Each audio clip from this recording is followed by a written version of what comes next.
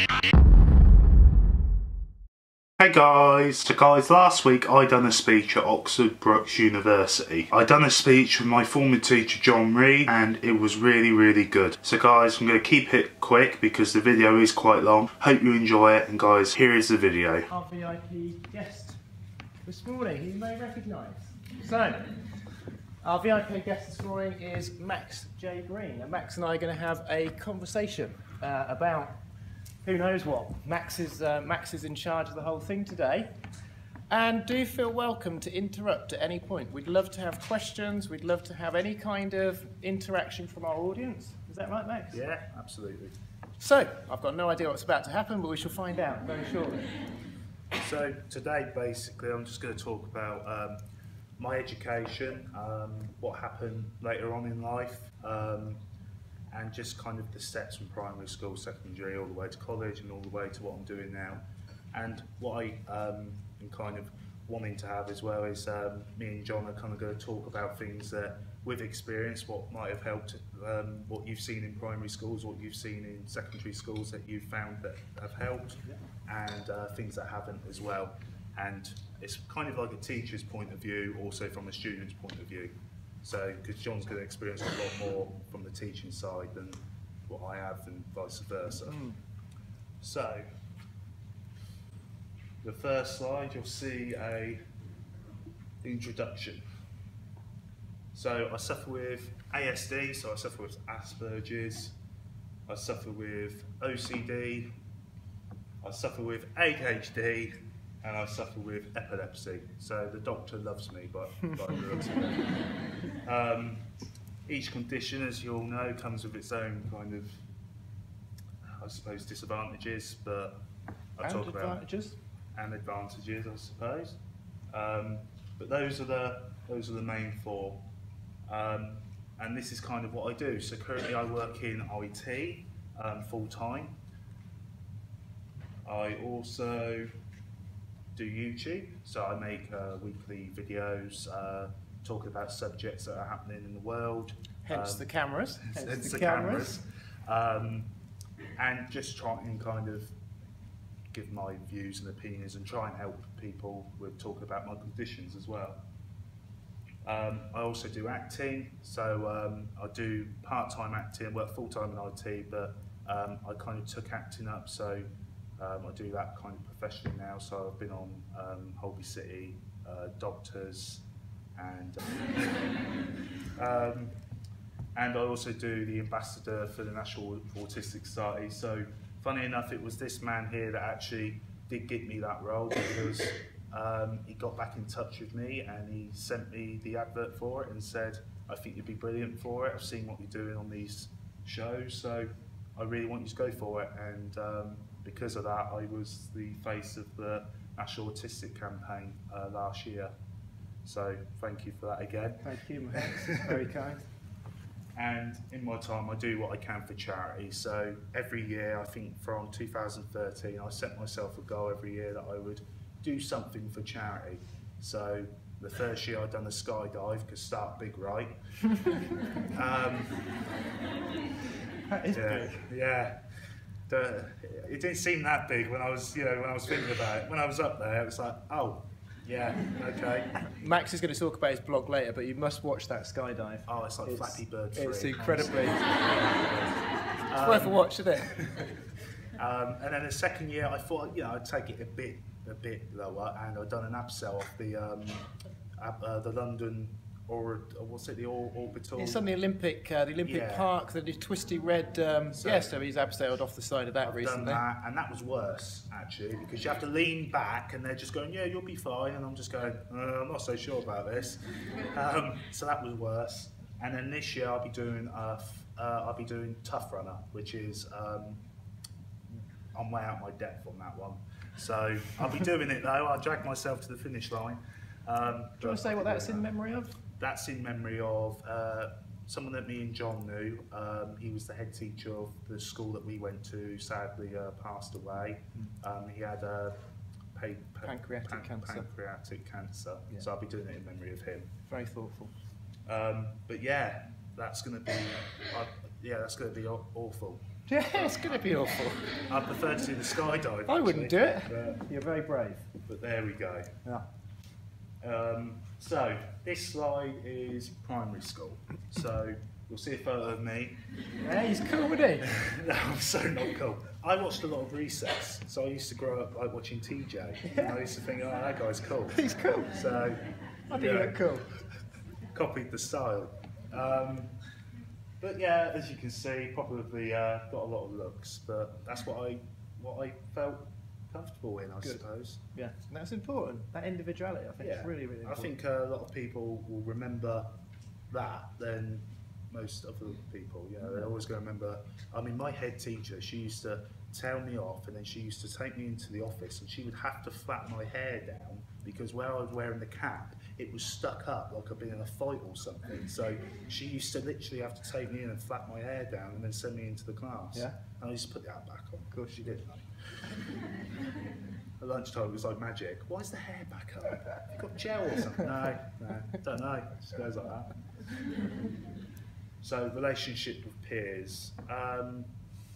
So my relationship with the kids there, I think at first it was quite hard, so I couldn't talk till I was 6. I had to do the Macinton, which was quite difficult, and yeah, I don't think a lot of people kind of understood, yeah, especially as a kid, you know, you just kind of look at people and go, they're weird. But there's lack of understanding of what was actually going on. So when they used to play football, I used to run it in the game of football, and I used to pick the ball up, and I just used to run off with it. And loads of kids would be like, you know, what are you doing? You know, why are you doing that for? It's not rugby. It's not rugby. And I just could never kind of grasp it until two friends took me aside and said, right, we're going to teach you how to play football, because I think they had the same questions, like, why do you keep taking the ball and running off with it? But again, that's a really nice example of your friend supporting something that you might have found difficult. Yeah, exactly. And I think it's the classic kind of saying, you know, if you see someone alone on the bench, go over and talk to him. You know, and I think that's what they did. You know, and they really kind of looked after me from that. And that's when I kind of really got into football. Don't get me wrong, I was rubbish at it. I must have played in every position and still could not find what I was good at. I think they even stuck me at goal at one point just to kind of get me off the pitch, because I was probably causing more not goals happening than anything else. That's an important role though, you need a goalkeeper. Yeah, but that's only when they're catching it. You know? When they're still going in, you just feel, oh, for God's sake. I think they even made me manager at one point, so I'd just stand on the side and direct people around. I'd be like, yeah, good job, yeah, you're good. And that would be it. But it's just a way of making me feel, I was doing something. Again, but it's part of, feeling included, feeling that sense of belonging. We've talked about that this morning, the real importance of actually having a role to play and being part of the group. And apart from that, I think peers, it took many years for me to gain friendships there. I was there for 6 years, and I think I kind of only really fitted in probably around year 5. It took a very long time for me to kind of just make friends, and just kind of realise how to act, how you shouldn't. I mean, stupid things. Yeah, do you think that would have been bullying, do you think? Or just... Yeah, I think it was a laugh for them. I don't think it was, how do I put it? I don't think they meant to be bullying. I think every kid bullies someone in their life, but without knowing they have done it, we all say things, we all do things that we probably shouldn't have. Whether at the time it's for a cheap laugh or it was, it's just something that was going on. But I think that was the case. I wouldn't say I was bullied by them. There's been a lot of people that you hear stories about that have been bullied, so I wouldn't really put myself in that category. But they definitely done it for a laugh. For wrong reasons. Yeah.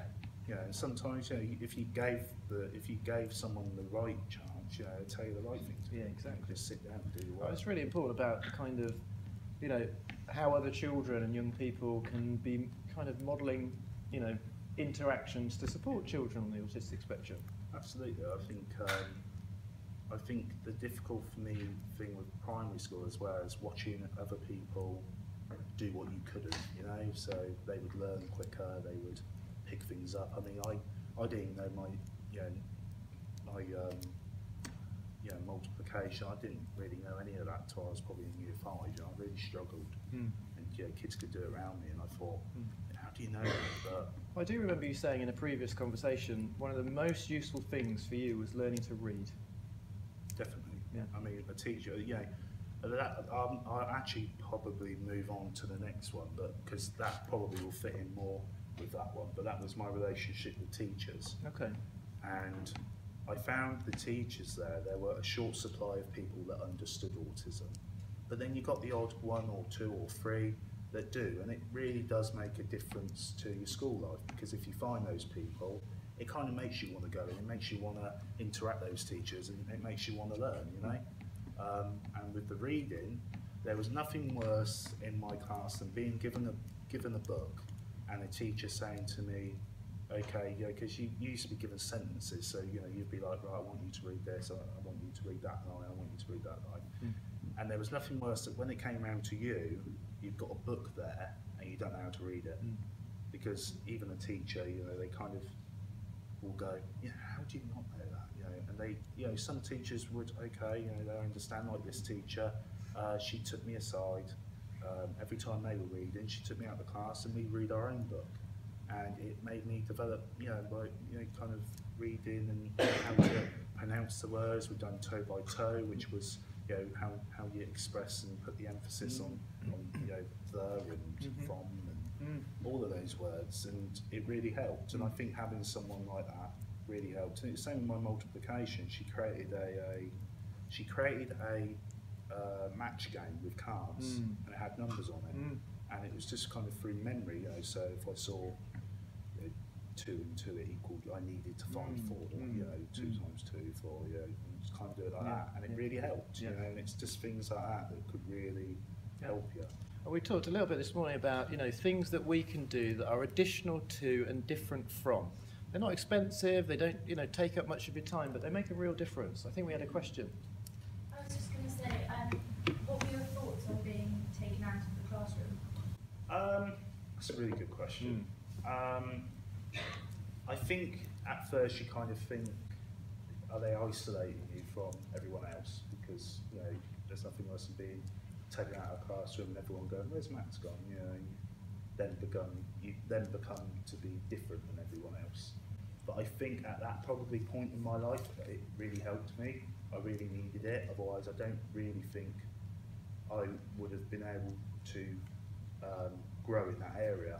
Because the thing is with that is, I would say, if you can be in a classroom where you can still learn and not be isolated from people, then absolutely stay in the class. But the thing is with me, it was more embarrassing for me to stay in there and get a line wrong and have kids laughing at me. So for her to take me out and give me that time to get a word wrong, it doesn't matter, we all do it. It helped me, it helped me do what I needed to do in that field. But that doesn't mean that everything you need to kind of learn to take that classroom with. But I felt that one-to-one learning helped a lot. Do you remember teachers asking you and giving you the choice about whether you stayed in or whether you left, and how you felt about that? Yeah, I mean, this teacher definitely did. Yeah. Because she really understood what I needed. Yeah. And she asked you, do you want to go out of the classroom and do it? But then I found a lot of teachers didn't give you that opportunity. No choice. Do you think it was more of an issue in primary school than it would be at secondary school, with being pulled out of the classroom? Yeah, definitely. Yeah, because I think as kids grow older as well, they actually do understand it, but they still don't have the understanding to actually have compassion with it. They understand there's something wrong with you, but that's it, and they won't explore into that. As I think at primary school, there's probably a lot of kids that probably don't understand. They just think you're weird, or they just think there's something there, but they don't know what it is. But as you grow older, you use more abusive words and more kind of horrible words, and you can kind of hurt people, I think, a lot more as you get older. Brilliant. So this morning we talked about education, health and care plans, and previously they would have been statements, so we're getting used to the language that they've changed now into these education, health and care plans. Right? Did your teacher ever talk to the other children in the class about what you had, and if so, did you find that helpful or not? I'll be honest, I don't think they ever did. Never. I think there was probably, I could probably name one teacher that did, and that was purely because, and she was really, really good in primary. She gave me my own desk, and she built me this green box, and she said, if you ever get worried or stressed, I want you to write down the thought and I want you to put it in the box. And at the end of the day, we'll grab the box and we'll put the box, we'll throw the thoughts in the bin. And if you want to talk about them, we can. If you don't want to, you don't have to, but they're out of your brain, they're out of the way. And I think to some degree, I never saw that. I never saw that she spoke to the class, but she probably had to, because a lot of kids probably were going, why has he got his own area? So a lot of people probably asked, and she probably did have to say why, but she was really, really good. And yeah, I mean, the teacher I moved on to next wasn't that supportive, but that will come up in the next bit I can go into. But good questions, thank you. so the things that helped was definitely that year 5 teacher. She really, really helped. My TAs, most of the TAs were really good teaching assistants. I think I lost one really good TA, and it was kind of never the same after that. Yeah. But that's because she was really, really good. And I think in year 5 what really helped was I kind of found something at the time I'm good at. I'm not good at it now, I'm terrible. But I was good at singing at the time, and I loved it, you know, and I entered the talent shows, and I really enjoyed it. I'm just interested what made that TA good. It was just how she really, it weren't just how she understood the condition, but she also understood the individual, and how she could relate, and how she picked up on what triggered you and what didn't. As I think the other TA, don't get me wrong, she really understood the condition, but she didn't understand the individual. And I think when you're with someone and you're sat by them every day, and you monitor what sets them off, what doesn't, what helps them, what goals you can kind of plant to make them want to achieve, what works for them. And I think she really just grasped the aspect of that. She grasped the aspect that I loved books, but it had to be a book that I really enjoyed. So she, instead of getting me a book about Shakespeare or anything like that, she got me a book about fairy tales, but with a twist. So it was instead of Cinderella, it was Cinder Boy, and how he wanted to go to the football game. And I loved reading it because it was no longer this kind of this normal fairy tale that everybody's heard of, that I don't really need to read because I already know what kind of happens. Because then I was engrossed in this book that had twists all the way. Instead of the 3 little pigs, it was the 3 little wolves, and how the pig was coming down and knocked down. I still remember the books. Yeah, it was brilliant, and I loved it. And it just had a unique twist. I mean, instead of the pigs just blowing a house down, they were actually corporate builders. Wow. Yeah, they were corporate builders knocking this house down. I loved it. I was just like, wow, this is brilliant. I can relate. Let's read on. And there's certainly something there about us getting to know your interests and really using those interests in terms of. That's it.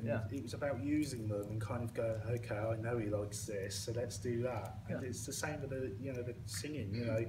I went to the wrong activity thing on activity day, and my teacher saw that that I loved singing, so he said to me, right, tomorrow you're gonna go into the assembly and you're gonna sing. And I thought, oh God. And I remember that day, it was near Christmas, and I had to sing So Here It Is Merry Christmas. And at that time we didn't have a computer or anything, but we literally scouted the skybox for this song to come up, just so we could get the subtitles on, so I could learn the song. Oh wow. So Mum and Dad had a bit of a headache that bit night, of fun. But it really kind of made me want to. And after that, I'd done really well. Year 5 was a really good year, and then that inspired an actual proper talent show, which I entered. I came second, and then I came back the year after because I wanted to win it. And then I won it, and it was my final year to win it. Well done, mate. And I done it. So, but that really helped, and it really made me enjoy primary school, and actually made me realise that you can make friends, but you don't have to act different. You just be you, and eventually they will come and help you. And the things that didn't help at that school, I would say, I mean, my mum knows more than anyone what probably didn't help more than me. I mean, a lot of the teachers didn't understand. I think one of the teachers said to my mum at one point, there's nothing wrong with him, and that's the most frustrating you can probably hear being a parent is, I know my son, there's something not right. And yeah, a lot of kids did, influence me to do things that I probably shouldn't have. I kicked down a toilet door, and then they said to my mum, he'll find out his punishment on Monday, and my mum said, there is one thing you don't do. You tell him his punishment, he shouldn't have done it, I admit that. I will tell him later, but there's one thing you cannot do, and is expect someone with autism to wait a whole weekend to hear the result, because not only he's going to be stressed, but that will be a stress as well. So if you're going to kick him out, tell me now. If you're not, tell me now, but I want a decision. And I think my mum was quite strong in that area, because a lot of teachers will kind of, and the sad thing is nothing did happen. Nothing did result to it, and it was kind of just a kind of, well, what's the point of that, Can I just say, when that Monday, the Wednesday session when you come back from your placements, we're really going to unpick the whole notion of consequences, sanctions and punishments, because I think that's really important. So we're really going to talk more about that. Yeah, don't get me wrong, I think if you do something wrong, if you've got a condition or not, I think you need to be told it's wrong, but then at the same time they need to understand why you've done it, or why, how it might affect you. And there's many other ways of responding that don't involve consequences, sanctions and punishments. But I think, and again, getting onto that box, when I joined Year 6, the Year 6 teacher didn't understand autism, and she said, you won't be needing this box anymore, will you? And she threw it in the bin. And that was the lack of understanding, She just saw a box and thought, well, what's the point of that? And threw it in the bin. And I would say those probably are the things that didn't help at that school. That school, I would say there's probably not enough teachers there who understood conditions, but the very few made it worth getting up in the morning and going. Brilliant. Just before Max moves on to the next stage, has anybody got any questions about sort of primary experiences and primary education? Or are you happy for Max to sort of continue? At first, I did not have empathy for others. I was very bad at understanding how other people felt.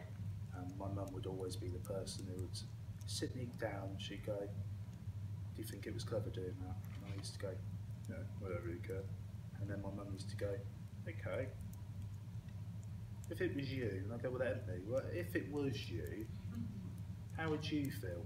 And I'll try and shy away from, no, go on. It must be very difficult though as well. Yeah, how would you feel if it was you? And then in the end she would get the answer, well, I would feel very happy, I suppose. And then she goes, so what are you going to do tomorrow? Nothing. No, you're going to be doing something. What's that? You're going to go to that person, you're going to apologise. No, I'm not. Yeah, you are, because if it was your bike, you wouldn't like it. Yeah, I stole someone's bike basically, and that's the first kind of recollection I had of... What, because you liked it? I was running away from the teachers. Oh, so he stole a bike to get away from the teachers? Yeah. Right, well, that's I saw the first bike and I jumped on it. Yeah. I got away. But yeah, of course you did. Yeah, I locked the teachers out of school. Oh, really? Okay. I think that's what they call a priority one now. This is primary? Yeah. This is primary school. Okay, interesting. But, yeah, I mean, I'd be the first to admit, when I was growing up, I gave my mum a lot of stick. There's a lot of learning, particularly around sort of social interactions, social situations. But we've got a wonderful audience that are listening really carefully, and that's about supporting other students in schools, and other teachers and parents, and raising that awareness and all that kind of stuff. Really important. I mean, that's why I love doing what I do now, because I think it is important, and I think a lot of time, it just doesn't get ignored. But I think people still, even I'm still learning. Of course, so if I'm still learning, everybody else, is still learning, and that way we can all understand it a bit more. I definitely agree with that. Yeah. Oh, here he is. I've grew up a bit, but the backwards cap is off. He's not having any of it now.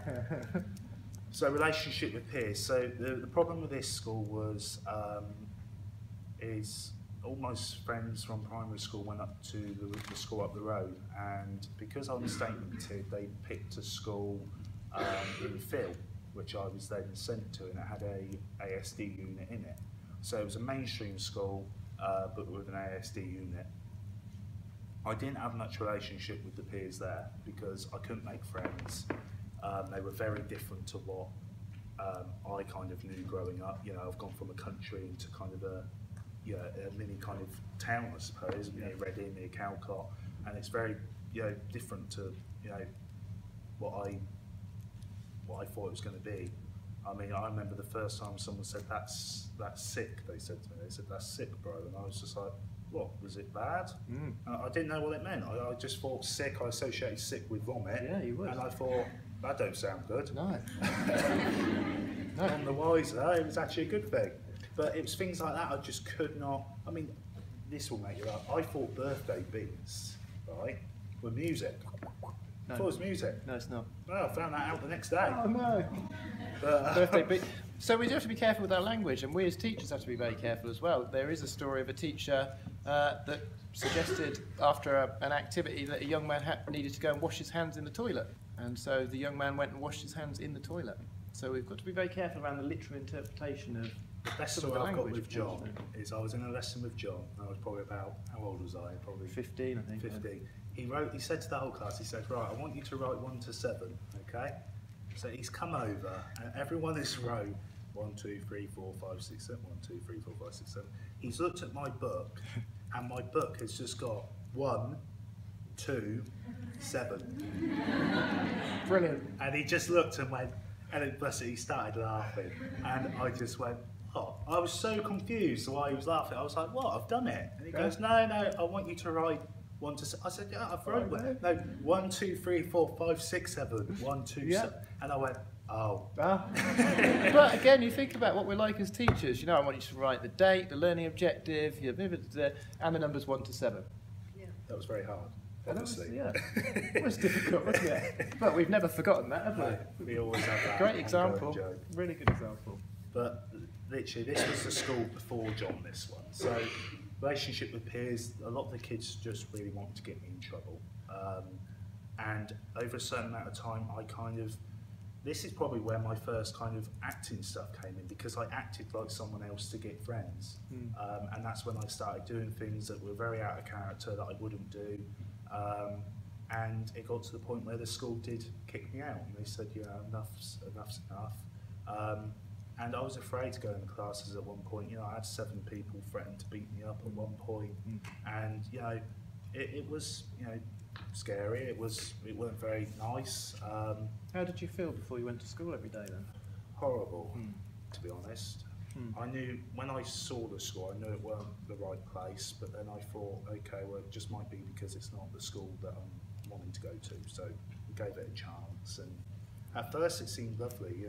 I think the first thing that I asked, which I'll get onto the relationship with teachers, is one of the first things I asked them in the ASD unit was, I don't want someone sat next to me in secondary school, just because if someone sat next to me, the class will know there's something wrong with me, because it's that kind of, oh, he's sat with something, there's got to be something wrong with him.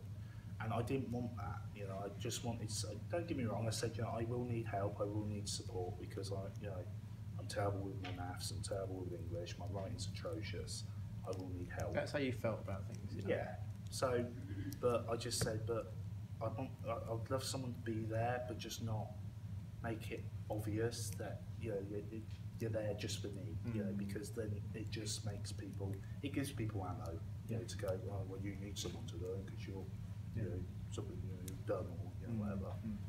And they said, not a problem, we can sort that out. And the first lesson I walked into, she sat next to me, and I just thought, well, everyone knows now, and it didn't help, and from that it was downhill, because then everyone did know something was wrong, and they then used that and encouraged me to do bad things, like hide under a table while the teacher's talking, and go into the wrong class and pretend to be someone else, and loads of things like this. And I was doing all this stuff, and it just didn't help. And can I just say that there's lots and lots of really good research around the role of additional support in the classroom. So have a look out for somebody called Rob Webster at IOE. He's written some really good stuff around maximising TAs. And there's lots of different models around the way that you can use TAs. So there are those TAs that become attached to a young person. They're kind of Velcro, they're stuck to them all the time. And that's the kind of thing that Max and other young people find particularly difficult. Because of that desire to be independent, to show that you can do your own stuff, that, you know, other different ways of working with adults are more appropriate. And again, as professionals, as teachers, you're the ones that have the responsibility to allocate the resources in your classroom. And that does include your teaching assistants and additional support. So it's worth reading around a kind of critique of the role of teaching assistants who do a wonderful job. And we've got to think really carefully about how we can use them most effectively and how the young people feel about that support when it's appropriate and all that kind of stuff. Really good, thanks Max. So getting into the things that helped. Things that helped in that unit was it had a quiet room. Yeah. And I'll be honest with you, that is probably all I could really, apart from one other thing, which is we went on to this PGL trip, which was really good.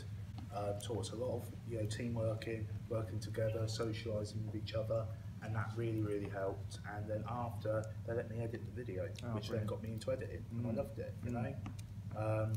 They also shortened my timetable at one point, which wasn't convenient, but I think what they offered, which was,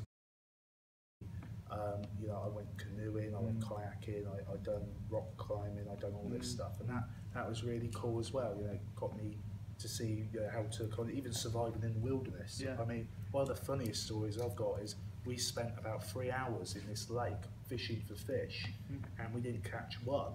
And then when we got out, there was a couple walking, and they saw us putting the boat away, and they said, "What are you fishing there for?" He goes, "What do you mean?" He goes, "Well, it's contaminated. It was cleared out years ago." And there was no fish in it, but we still had a brilliant day. But it was so funny. Little something to let teachers know as well then, when you're organising your trips out, which are really important and exciting part, make sure you carry out a full risk assessment, make sure that you're not going to polluted areas. It's polluted. Yes. There's no fish in it. So Right. it was brilliant. But yeah, we just sat on the boat, had pancakes, talked about whatever. It was a nice day. But shortly after that, they said, "Right, you're going to have to leave the school." And the worst thing was I was getting better. I was progressing. So then to then kick that and go, well, Another big change. yeah. You know, I remember one day is, and this is kind of how none the wiser they were, which was one day they rang my dad up and they said, "Your son has left the school, we don't know where he is." And my dad's gone, "What? You don't know where he is?" "No, we ain't got a clue. We've looked everywhere." My dad is going down the street on the road trying to look for me. He gets the call 5 minutes later. They go, "Oh, not to worry, he was in his class." Yeah. Go ring the police for a missing person. But I was in my class learning. Be fair though, to be fair, I will take a bit of credit. I hid the one place I wouldn't look. Oh, so you were hiding in the classroom? I was walking around. I didn't want to. I was angry at the unit at the time, and the reason Hiding being, in plain sight, Max. and shall I tell you the reason being? Because I wanted to go to one lesson, but I didn't have a TA sat next to me, and that was why. Yeah, that was it. That was all it was, and I thought if I didn't tell anyone, then I could do that. Go I on your could- own independently, exactly. be in that class. So you can see now the kind of impact these decisions have on young people's lives. None the wiser I get home. "What do you think you're doing? I've been going up the road looking for you." But you were wanting to be independent. Yeah, I just wanted to go to one lesson where, you know, I could at least try to learn on my own, but not feel odd, not feel the odd one out, not feel like I was different to everyone else. Really important message. Do you think you were quite disadvantaged because you got put into a state school, like you weren't allowed to go with your friends, and if you had, it might have been a bit different with the TA situation because someone might have had more empathy for you? So there's a kind of a bit of me that kind of goes, well, it probably wouldn't have worked out there either, but it certainly didn't work out there. But I think being with my friends would have helped, but as we all know, you know, when you go to secondary school, you make new mates anyway. You know, you make new mates, you know, you drift apart. You know, there's so many people that I'm not friends with at my primary school now, and you know, as you do, you grow up, meet new people, you hang around with other people, Celebrities. and and you know, who would have known? You know, my friends who taught me football might have hung around with you know, the class above, and actually might have been embarrassed to hang out with me because of the way that I was. So it could have worked out even harder if I went down that road. We'll It never could know. have, I could have, looking back, I could have avoided a massive kind of rejection from those friends.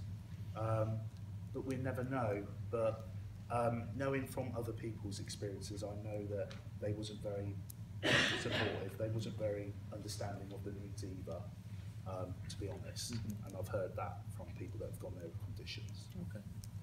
So when you took things like literary in class, like you're saying, Jon Yeah. and everything, how did you feel? How did sort of like the other kids react to you doing things like that? Well, luckily, because the school I was in with Jon was a special school, so a lot of the people kind of knew that we all had differences and we all kind of had our own little unique quirks about us. Definitely did, yeah. So if anything kind of happened, it would just be like, oh, you know, instead of it's like, it'd just be Max being Max, you know, it wasn't something to laugh at, it wasn't something to, but the thing is with Jon is where he'd done it so discreetly. He didn't let the class know that's what I wrote. He didn't have, hold up the book and go, look, he wrote, he was very discreet about it, and kind of, we just had that one-to-one laugh. But, because the kids were so occupied in doing what they were doing anyway with their Learning, works. they were all learning, Yeah, learning, focused, learning, meeting their learning objectives. Yeah, exactly. Yeah.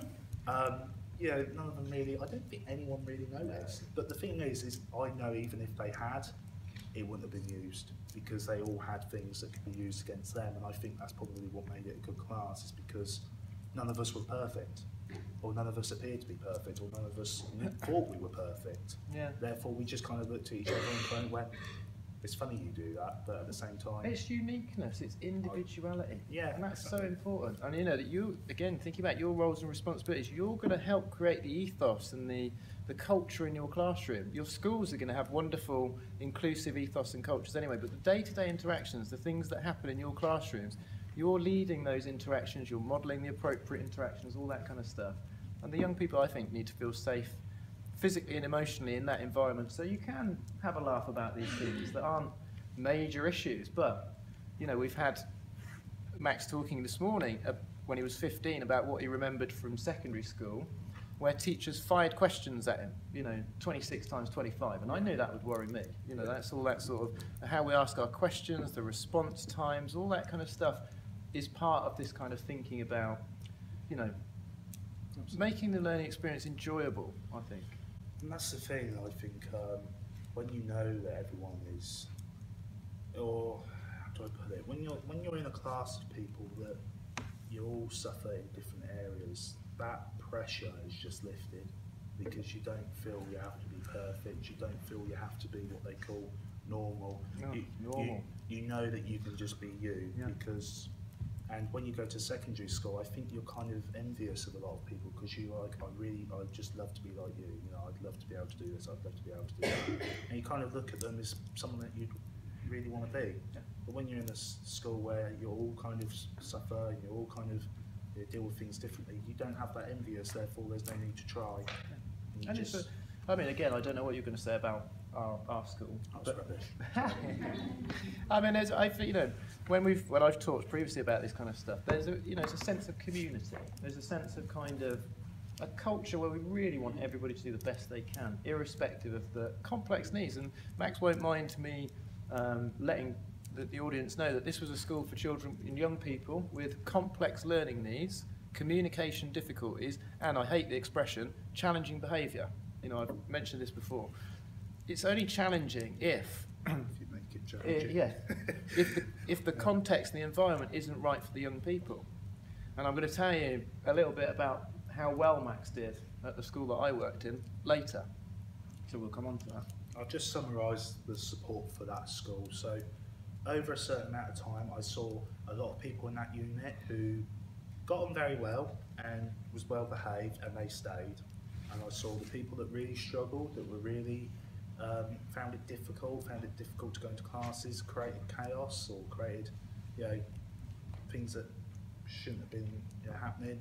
They get kicked out. Yeah. So for an ASD unit, I think it was really appalling, because they kicked out the people that actually needed help as well. They didn't just keep the people that were doing well, but as soon as someone doing bad, they just went no. And And I think some of that's statistics and all things like that. And if the support in that first school had been good for the teachers, would that have been enough to counteract the relationship with your peers? Or do you think you always would have preferred to have been in a special school? That's a really good question. That's a really good question. Well, that is a really hard one because the school I went with Jon, I didn't have a lot of friendships with the peers, and it was purely down to teacher support that really I could get by. But is that a question of whether that school was small enough to do that and that school was too big to do it? So I think it's a really hard one. I think there's a part of me that thinks that it, at the same time as going to school, especially a mainstream school, you need to have friends. Otherwise you're just that kid that sits on the bench and no one speaks to. And so I think because of the environment, it probably wouldn't have been enough. But I know for a fact if it's a small school and you've got leverage to do that, then the teacher's support is enough. It's really interesting when we explore inclusion. Quizzed by my mother. Yes, good, isn't it? This is what we're thinking about as part of this whole week. Inclusion, being in a school, but in a unit, is that, or what about inclusion in a special school? This is where we start really beginning to critique that whole notion of inclusion. And I think it's actually about a sense of how you feel about the place and how well you do. I don't think it necessarily matters where you are. I don't think that means it can't work, but I think it gets back to what my mum said, is if the parents are educated as well, to know that there is a unit there, because I can guarantee you a lot of the parents that sent their kids there probably didn't even know there was a special unit there. They probably just knew it was a mainstream school and that's it. I mean, my mum didn't even know it had a unit in it until it came up that I would have to go to it. So it's that knowledge. If you've got the knowledge, actually there's an ASD unit there, I might need to actually educate my child or even go by and see how it is dealt with. What really confused me was there's an LSU unit there as well, an ASD unit. So they kind of already had separated autism from the get-go. So they could have easily just created an LSU unit and had everyone in it and dealt with their problems individually. But for some reason they had to separate the emphasis on autism. Autism unit. Well, why just put everyone in an LSU unit? Everyone's like a learning support, isn't it? It still comes under the same.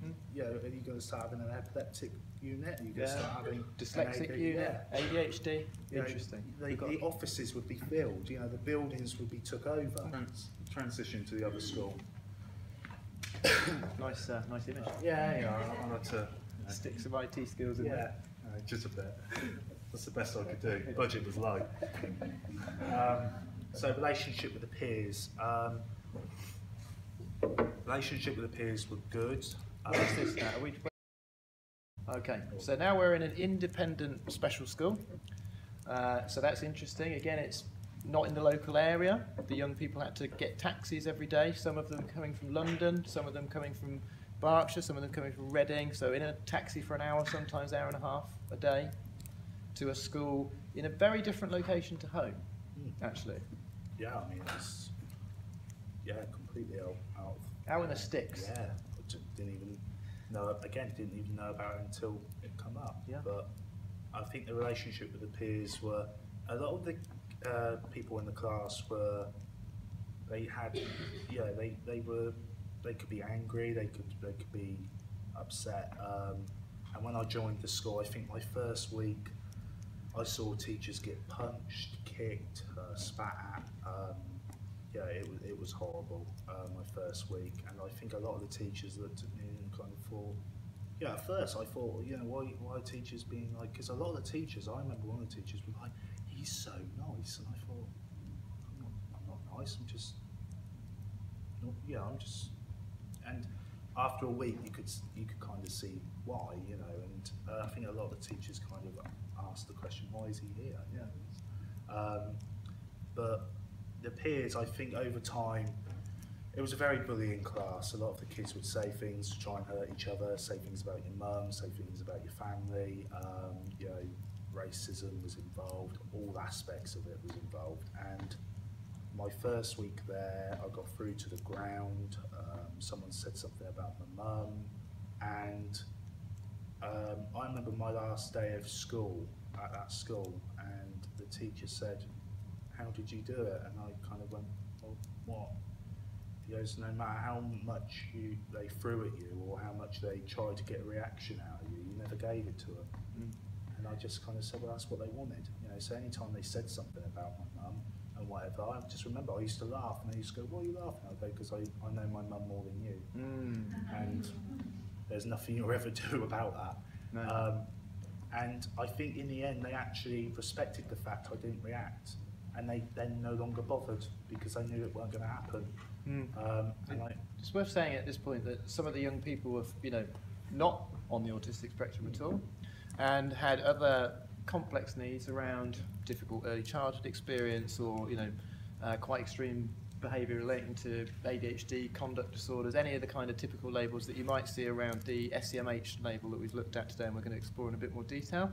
And some of these young people were living in areas of challenge, exposed to multiple risk factors that, again, we've talked about this morning, and were from different gang culture in one classroom. So coming from London, but different London boroughs, where there's very clear boundaries about who goes into which estate and who definitely doesn't, that would then eventually end up in one school area. So there was a lot of sort of winding each other up and all this kind of stuff there. It was all the time. And I remember, you know, when I went into the school first day, the head teacher pulled me aside, I think, after a month and said, yeah, when you first joined, we were thinking about moving you to year 8. So I was at year 9 at the time.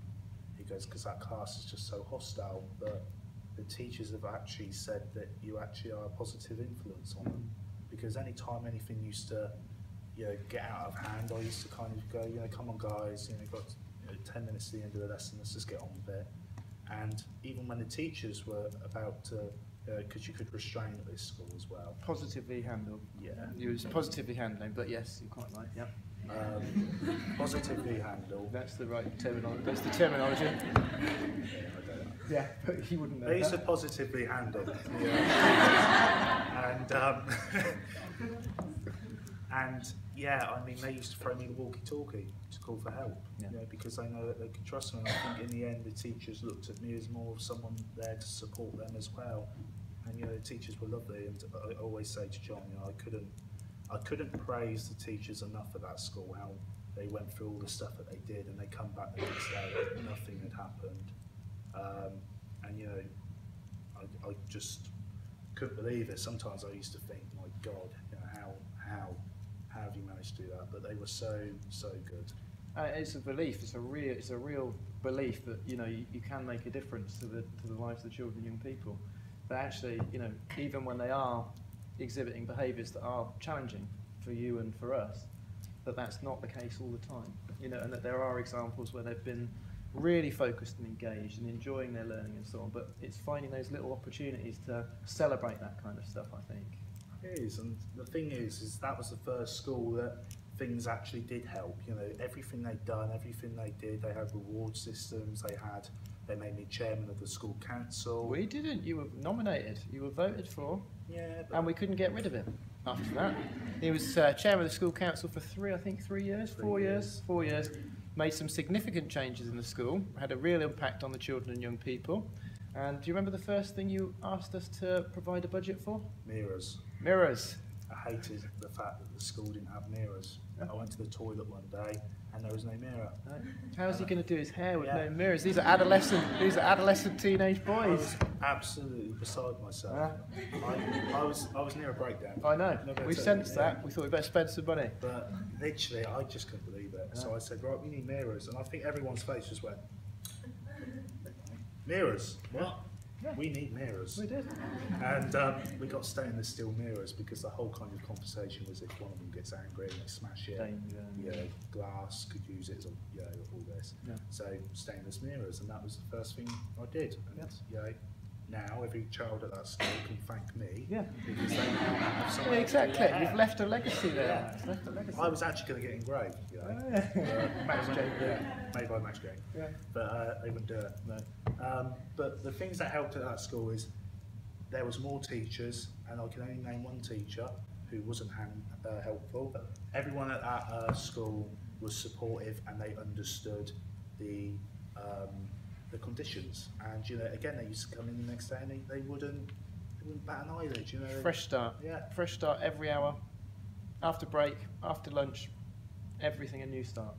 And again, I'll just quickly say the things that didn't happen, didn't help, was there was one teacher there that shortly went after, but he said to me, people who say you can do anything in life are liars.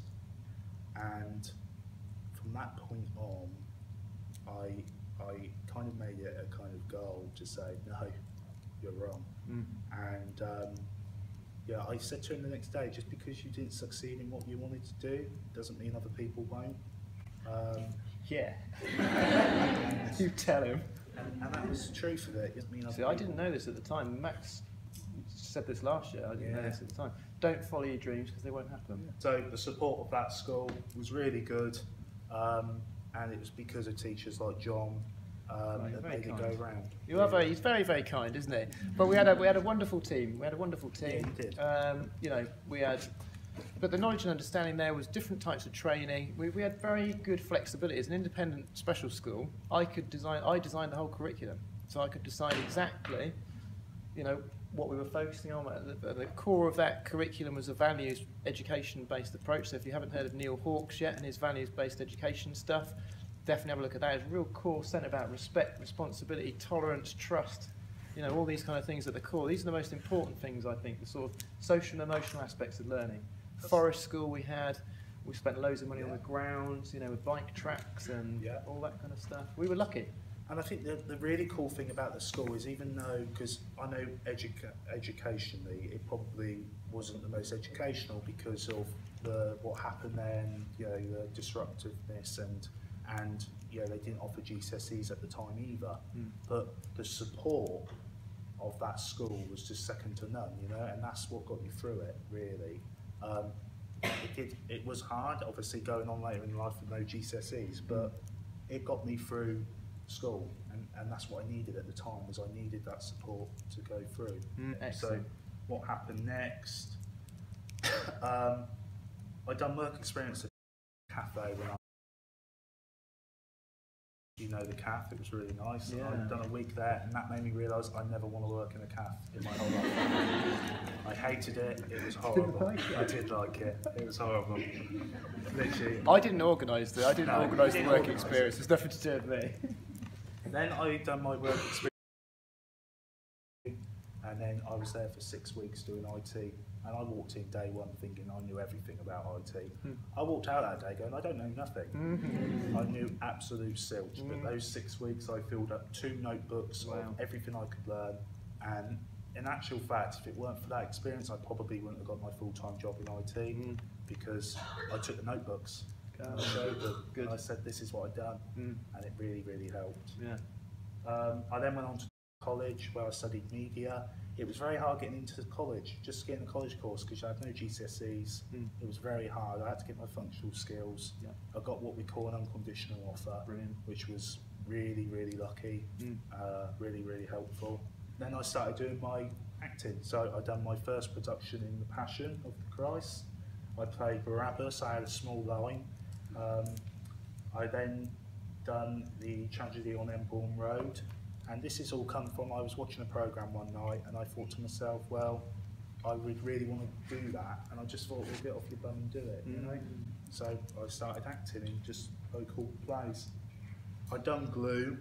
I then joined, I've been there now for 3 years, and yeah, that's been a really good experience. They've been really helpful, and the kind of way I've got that job is, I walked in for the meeting, I turned up in a checkered shirt with chinos, and everyone else turned up in a suit.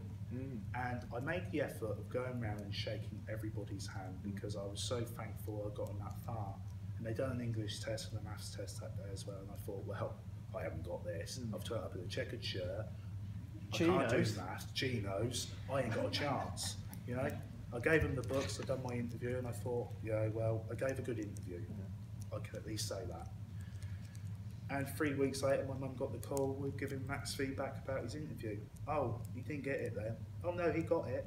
And my mum just went, oh yeah, yay. Yes.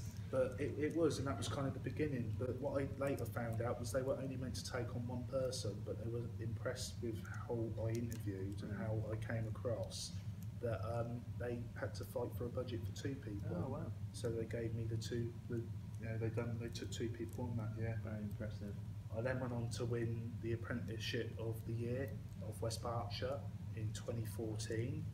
I went for it once, I didn't get it, so determined old me, stubborn, I went back into it again and got it. Yes. I wouldn't lie down. Right. I would just keep going. Good. I just keep ringing them. Give me it, give me it, give me it. Persistence, Max. I think it's good. It is. This is all persistence, I think, really, this side. But then I went on to Holby City. Again, persistence. I emailed, and when I was at Glue, they separated the extras from the actors. And me, being me, I went over the rope and I pretended to be a real actor on the show, like a main actor. So I was getting all the details. I was like, oh yes, who's your agent? who do you know? What do I need to do then? And they were just like, oh, you know. And I was just like, yeah. Good. And that's how that came around. Skills.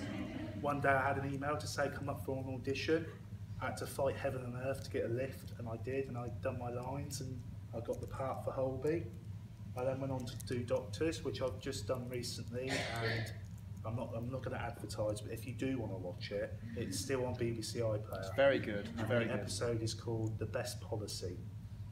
It was on the 8th of January, so it's still on that. You got a very main part. Very main Yeah. part. Really good. Yeah. Not that I'm advertising. No.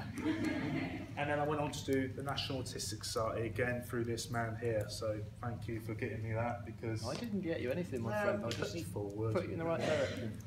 But yeah, and all those really have just been through school and picking up things, learning, and just, you know, adapting, I think, to the real world and how it works. And I hope really that my goal in life really is no one has to kind of go through adapting to the world, except the world adapting to them, because I think that's the main thing. Because some people don't have the skills to, some people don't have the skills to adapt to everyone else. But if everyone can adapt around that person and put in support what they need and help that person go far, then everyone's a winner. Everyone's a winner. Let's leave it there. Everyone's a winner. You happy with that? Well done. Hope you guys are still watching. I hope you enjoyed it, and I'd just like to say thank you to John, thank you for Oxford Brookes for having me, and it was a really good day. So guys, thank you for watching, take care, and goodbye for now.